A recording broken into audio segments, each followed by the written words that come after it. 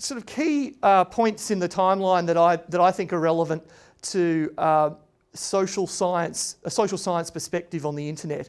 These are sort of dates that are, at least for me, are relevant, and I just wanted to take you through a couple of them.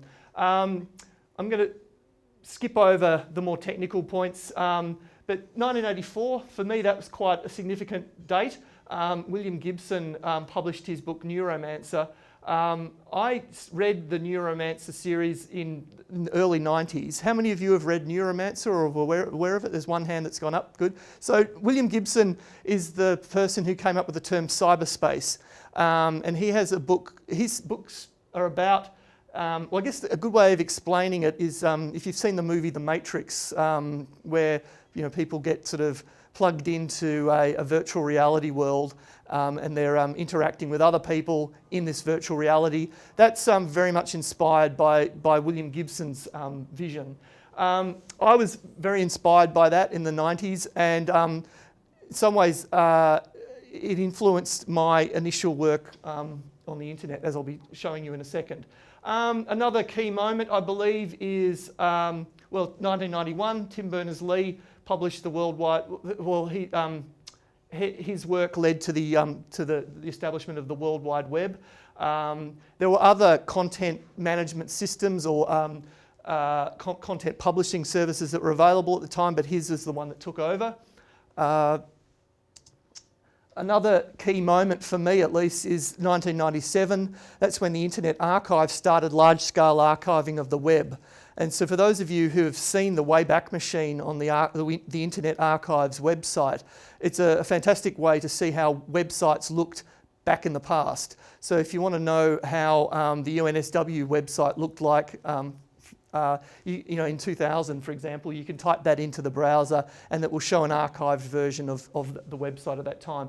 The reason why I find this a significant moment is because people like me who are interested in doing quantitative analysis of the web, in particular organisational linking on the web, it's a source of data for understanding how organisations, the connection between organisations via the web has emerged over time. So we know how they connect to one another nowadays, but what about 5 years ago? How did environmental activist organisations connect to one another, or 10 years before? This is the source of data for that.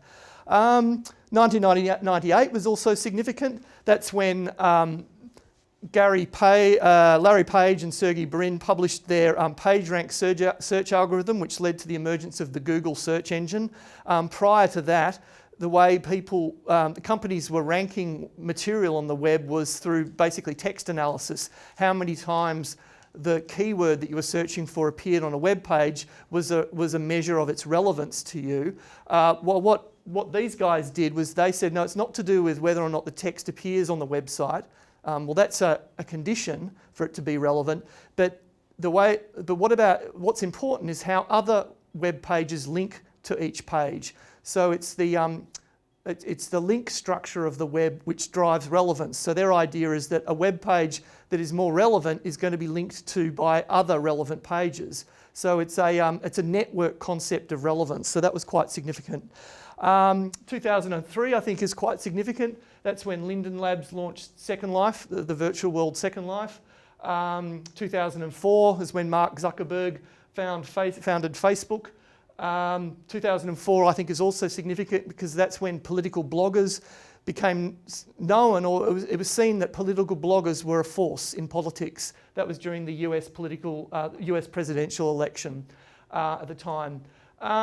2006, I think, is quite significant because that's when Twitter was launched, and Twitter is really at the moment still actually kind of the big thing in the internet space, really. Although it's interesting, I do a lot of guest lectures at the undergraduate level at the ANU, and I always do these sort of kind of put your hands up if you use Facebook, and it's better to say put your hands up if you don't use Facebook. But with Twitter, I say, put up your hands if you use Twitter. In fact, I'll do it now. How many of you use Twitter? Okay, how many of you actually have authored a tweet on? Okay, one person, one and a half. Okay, is that okay? Yeah, so 2 people, or maybe 3. Okay, and how many of you have read other people's tweets on Twitter? Okay, the rest of you, yeah, kind of, yeah.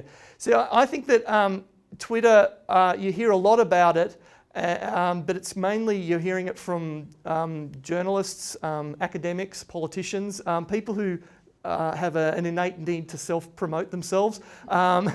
It's not. I mean, I'm not saying those two of you who have tweeted are innately into self-promotion. But what I'm saying is that it's Facebook has much wider use because it's for everyday connections and friendships. While Twitter is a broadcast technology. And it's useful in certain situations, but it's not. I don't think it has the kind of the widespread penetration across the market that Facebook does.